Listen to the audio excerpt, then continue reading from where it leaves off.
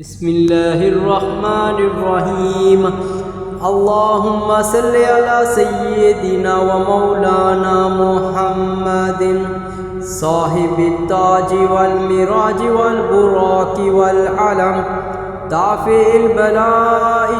والوباء والقحط والمرض والألم، اسمه مكتوب مرفوع مشفوع منقوش في اللوح والقلم،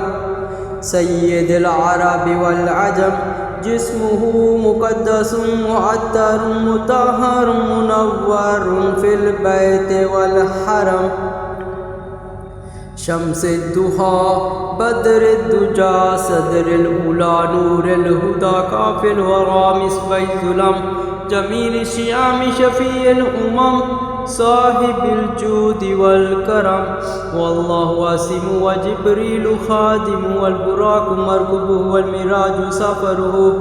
وسدرة المنتهى مقامه، وقاب قوسين مطلوب والمطلوب مقصود والمقصود موجود، سيد المرسلين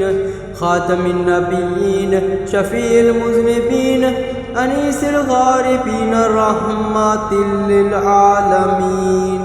راحة العاشقين مراد المشتكين، شمس العارفين سراج السالكين مصباح المقربين، محب الفقراء والغرباء والمساكين،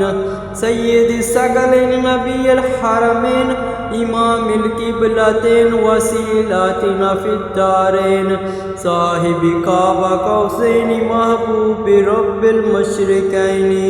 ورب المغربين، جد الحسن والحسين مولانا ومولى الثقلين، أبي القاسم محمد بن عبد الله نور من نور الله، يا أيها المشتقون بنور جماله